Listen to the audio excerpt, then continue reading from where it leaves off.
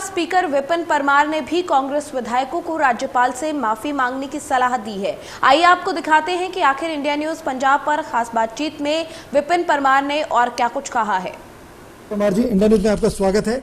जी बहुत धन्यवाद। परमार जी, बहुत महत्वपूर्ण बजट सत्र चल रहा है। कोरोना के बीच में लोगों को हितों के लोग की बात होनी थी, लेकिन बात हितों पे नहीं हो रही, सिर्फ सियासत हो रही है। आप पूरे घटनाक्रम को स्पीकर की नजर से कैसे देखते हैं? मैं यही कहना चाहता हूं कि किसी भी विधानसभा का जो भी सत्र हो वो महत्वपूर्ण रहता है और यहाँ पर चुने हुए प्रतिनिधि जो 68 के 68 हैं वही अपनी बात रख सकते हैं।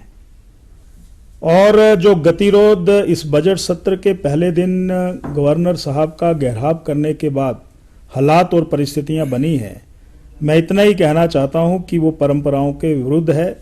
मामला बहुत बड़ा नहीं, बड़ा मन रखते हुए जिन लोगों ने, कांग्रेस के एमएलएज ने उनको रोका, गाड़ी तक जाने नहीं दिया, वो उनके ऑफिस में जाते, राजभवन में जाते, क्षमा मांगते, मुझे लगता है कि उसी दिन ये गतिरोध खत्म हो सकता था।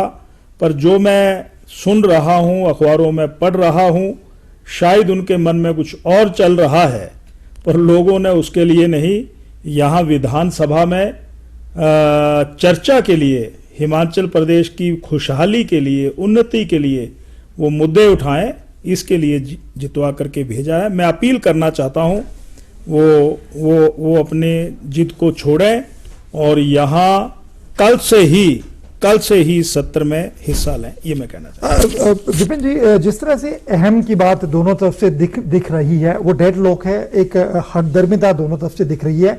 ऐसे में हिमाचल प्रदेश के लोगों के हितों की जो आपने भी जिक्र किया है, महत्वपूर्ण सत्र है, आप अपनी तरफ से कोई ऐसा रास्ता निकालेंगे, क्योंकि स्पीकर दोनों का कस्टोडियन भी होते हैं और यहाँ विधानसभा में आपकी ही महत्वपूर्ण भूमिका होती है आपकी तरफ से, क्योंकि वो भी इसको राजनीतिक मुद्दा बना रहे हैं, सरकार भी राजनीतिक मुद्दा बना रही है। आप ऐसा कोई बीच बचाव का रास्ता करेंगे, क्योंकि कोविड काल में बहुत महत्वपूर्ण विषयों पर चर्चा होनी है, बजट भी महत्वपूर्ण है। आपकी तरफ से कोई ऐसा प्रपोजल, ऐसी कोई व्यवस्था कि जिससे बीच का रास्ता भी बने और दोनों का अहम का टकराव वो भी खत्म हो जाए? मैं चाहता हूं कि पहले तो उनको सीएलपी में ये फैसला करना चाहिए और एक मुश्त निर्णय लेना चाहिए कि हम आदरणीय राज्यपाल जी से माफ़ी मांगते हैं जो हमारी तरफ से गलत हुआ है। और मुझे भी ये लगता है कि सिर्फ और सिर्फ यही रास्ता है, गतिरोध टूटना चाहिए, ये लाजमी है। पर यह भी लाजमी है कि हिंदुस्तान में जो हमारी व्यवस्थाएं हैं, जो हमारे लिए बिंदु हैं, चाहे वो राष्ट्रपति जी के रूप में हो, उपराष्ट्रपति जी के रूप में हो, राज्यपाल जी के रूप में हो, उन संस्थाओं का मान करना ये हमारा धर्म है। अपमान करना ये किसी राजनीतिक दल ने नहीं सिखाया है।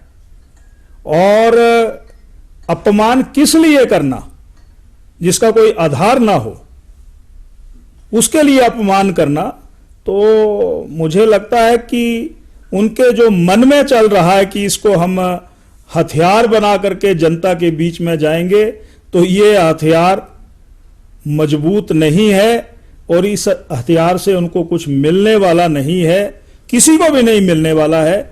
हम चुन करके आए हैं, इस विधानसभा में 68 सीटें हैं और 68 के 68 लोग ही बात रखने में उनको अधिकार दिए गए हैं, इसलिए उन अधिकारों को इस सत्र में खुशहाली में लगाएं, ये मैं कहना चाहता हूं। स्पीकर का कहना है कि दुर्भावना नहीं है, सभी को उचित मान सम्मान मिलना चाहिए, लेकिन राजनीति के अंदर जो महीन एक लकीर है उसको लांघने की अनुमति किसी को भी नहीं होगी। फिलहाल ये जो गतिरोध है टलता नहीं दिखाई दे रहा है। मुख्यमंत्री के बाद स्पीकर ने भी यही कहा है कि राज्यपाल से माफी मांगे और सदन का जो रास्ता है वो कांग्रेस अपने लिए अख्तियार करे। शिमला से इंडिया न्यूज के लिए उमेश शर्मा। परमार जी, इंडिया न्यूज में आपका स्वागत है।